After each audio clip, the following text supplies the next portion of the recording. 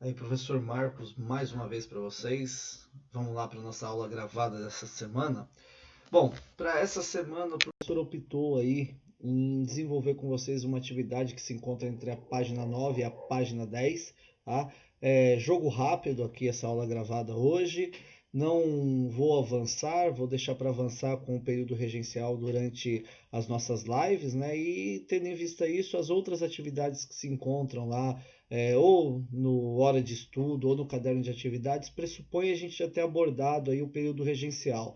A última live que nós tivemos, o professor foi até a abdicação do Dom Pedro em 1831, então a gente precisa falar um pouquinho sobre o período regencial para podermos avançar com essas atividades também. Espero que na live de segunda-feira, né, para quem está assistindo esse vídeo antes da live de segunda-feira, a gente possa ter esse avanço, né? Para quem vai assistir o vídeo depois, de repente já até constatou se a gente teve o avanço ou não, né? Essas são as condições que nós temos nesse período aí de distanciamento social, né?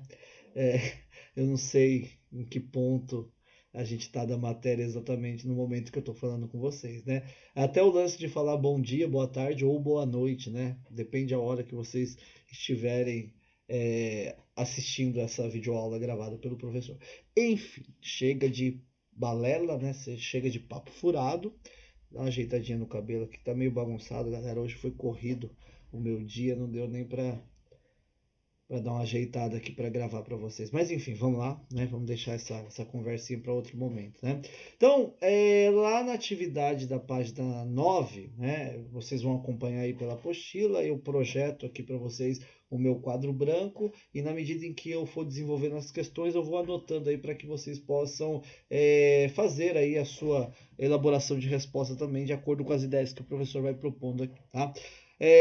Nós temos lá uma proposta para nós observarmos novamente, né, a obra do Pedro Américo, Independência ou Morte, que foi destacado na sessão Troca de Ideias. Inclusive, a última aula gravada, o professor passou para vocês aí uma análise dessa obra. Nós vimos lá dentro da minha videoaula um vídeo do YouTube gravado lá pela Universidade de São Paulo que faz também uma análise acerca dessa obra, né? Então, com base nessa análise de obra do Pedro Américo que nós já temos esse pressuposto e o poema que a gente tem aí para observar, a gente vai fazer aí uma relação entre as duas produções, tá? O poema é de Gilvan Souza dos Santos, né? O poema se chama O Povo e a Constituinte, movimento de participação popular na Constituinte Curitiba, né? Possivelmente aonde ele foi, né, divulgado aí, né, onde ele foi exposto, né? O poeta deve ser aí um curitibano. Então, o poema diz assim para nós, ó. Logo após a independência, esse duvidoso grito, houve uma constituinte, que logo gerou atrito, e Dom Pedro a dissolve, quando viu que estava frito. É baixada logo a lei, feita pelo imperador. É gente de confiança, para depois poder impor, preservando os interesses do monarca repressor. Então isso aqui vem bem de encontro, né, com a nossa última live, né, que a gente trabalhou essa ideia aí da Constituição da Mandioca, o projeto frustrado.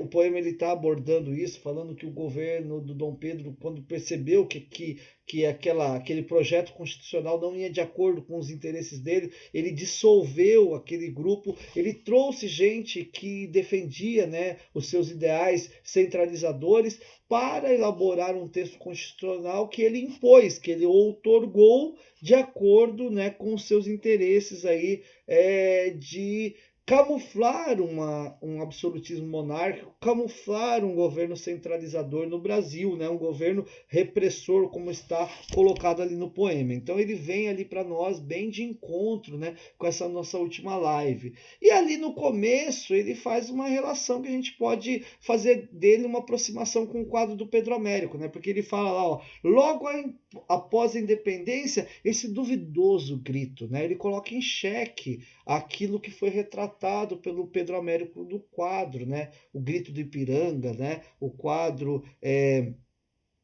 independência ou morte, né, dizendo que aquilo ali, né, foi algo meio que duvidoso, porque esse processo de emancipação política ele se forjou tendo outras bases, né? Bom, primeira questão: que tema é retratado pelo artista Pedro Américo? O tema do Pedro Américo é o momento do grito do Ipiranga, tá? Então, ó, o tema do quadro de Pedro Américo vou colocar entre aspas, né? Opa, tem que dar um espacinho aqui na minha aspas, né? O grito do Ipiranga. Esse é o tema tratado ali pelo Pedro Américo na Constituição do seu quadro, né? No poema, viu, temos a menção deste fato nas duas primeiras estrofes. Eu acho que é isso, né? Que seriam os dois versos ali, né? Do poema, né? Das duas primeiras estrofes, eu vou colocar barra versos aqui porque me confundi agora se é estrofe ou se é verso, tá bom? Eu acho que é verso, né? Estrofe seria um outro conjunto, né? Seria o conjunto ali de vários versos, né? Mas depois vocês elucidam isso para mim, né? Eu vou deixar isso daí como uma missãozinha para vocês elucidarem para mim, né? Então nos dois primeiros versos, né? Nas duas primeiras estrofes ou versos aí, eu acho que é nos dois primeiros versos. Mas enfim, ele remete nós a esse fato ali, tá certo? Bom, próxima questão para nós na página seguinte diz assim, ó: há alguma representação na obra de Pedro Américo que indique que o povo brasileiro ficou à margem do processo retratado? Tá?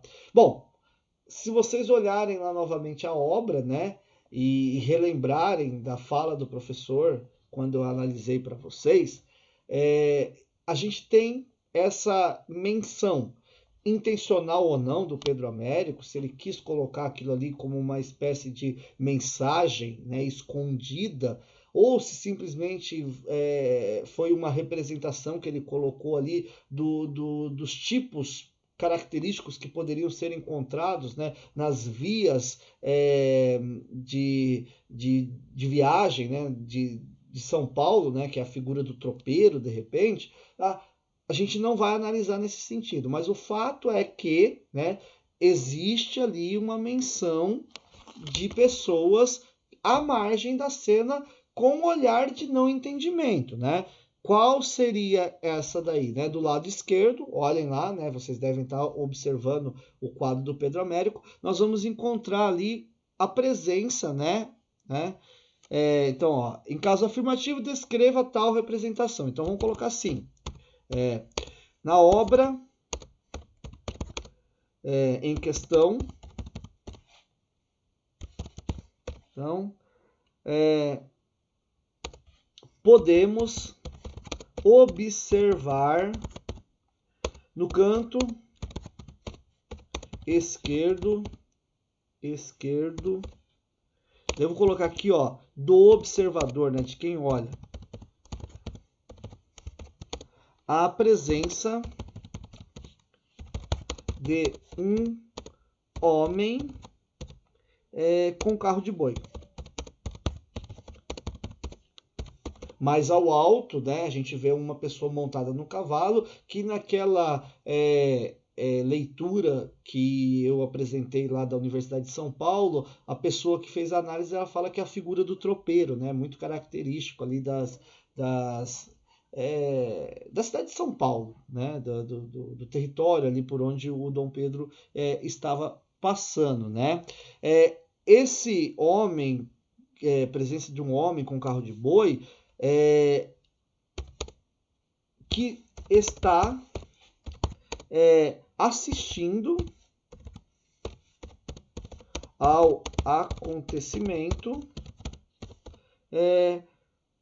como um espectador assustado.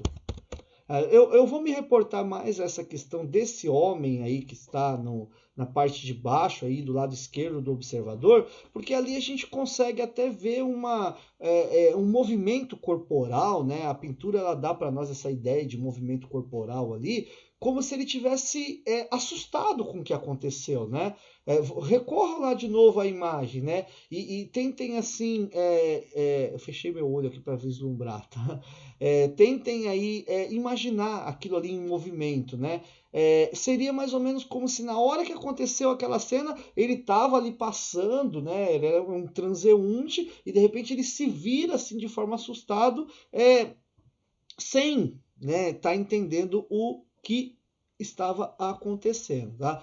Volto a repetir para vocês aqui, ó. Não sabemos, né, se houve uma intencionalidade por parte do Pedro Américo na constituição dessa representação, tá? Mas o fato é que nós que já estudamos aí a história política da emancipação do Brasil, né, da independência política do Brasil, a gente tem essa percepção de que o movimento ele foi um movimento orquestrado pelas elites e que não teve aí uma participação popular desse ocorrido, né? É importante a gente projetar aí essa ideia nossa aqui, até mesmo para a gente fazer um contraponto a essa, de repente, não intencionalidade, né? De repente o Pedro Américo não teve essa intencionalidade, não teve, mas ele colocou ali esse personagem, né? Dentro de um lugar que seria um lugar ermo, né, um lugar vazio, mas ele quis colocar a representação desse tipo característico que facilmente seria encontrado, né, carro de boi seria encontrado facilmente no início do século XIX, aí, nas vias de circulação aí pelo Brasil afora, assim como a figura do tropeiro também. Então ele quis, de repente, trazer esse tipo característico, mas, né, hoje a gente tem a possibilidade de fazer essa análise que a gente acabou de fazer aqui. Tá ok? Tá? E finalizando hoje o nosso momento um pouquinho mais curto aqui nessa videoaula, né? Ei, que bom, né? Mais curto, mas não se acostumem, porque normalmente não é assim, né? É uma questão aqui pontual, né? Aconteceu nesse momento aqui. A questão C. Explique de que maneira a outorga a imposição da Constituição de 1824 contribuiu para desfazer a imagem de Dom Pedro I como libertador, a qual havia sido reforçado na obra, né, de Pedro Américo. Veja bem, ó, a questão ela é uma questão importante, mas a gente tem que fazer uma dissociação das coisas aqui. Ó. O Pedro Américo ele vai constituir aí essa imagem do libertador 66 anos depois do ocorrido. E a gente vai fazer uma comparação com a Constituição de 1824, né? A Constituição de 1824 ela ocorreu 2 anos após ali o fato retratado na obra pelo Pedro Américo, né? Então o Pedro Américo ele não vem com essa, né? A construção desse herói nacional vem num outro contexto da história do Brasil, que o professor já até apontou para vocês, né? É um momento aí onde o movimento republicano ele está crescendo, né? Fatalmente essa república ela aconteceria, né? Mais cedo ou mais tarde. Então o Pedro Américo ele vem para tentar, ele foi contratado para criar um mito do movimento emancipatório, até mesmo para tentar dar uma sobrevida aí para a monarquia. Fato esse que não aconteceu, enfim, tá? Essa que é o contexto do Pedro Américo na história aí das coisas aqui no Brasil. Agora, como que a gente pode fazer essa associação, tá? Então, ó, num primeiro momento,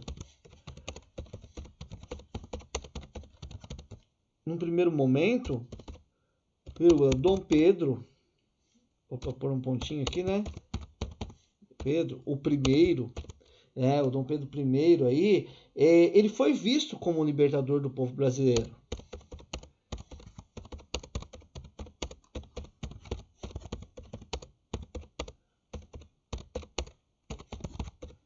brasileiro. Tá? Mas, logo na sequência, né, quando ele decreta o fechamento do Congresso por não concordar com o projeto constitucional, que nós chamamos de projeto constitucional da mandioca, né, e ele encomenda uma nova Constituição, ele começa a mostrar ali, a deixar evidente o seu caráter autoritário. Né? Então, vamos colocar assim, ó. Porém, ao fechar o Congresso Constituinte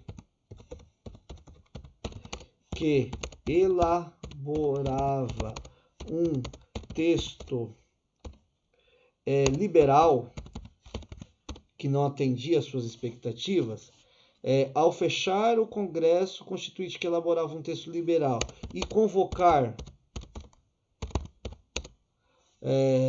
um grupo para elaborar uma legislação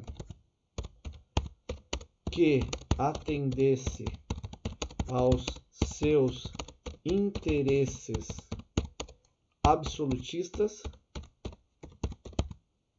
vírgula, o monarca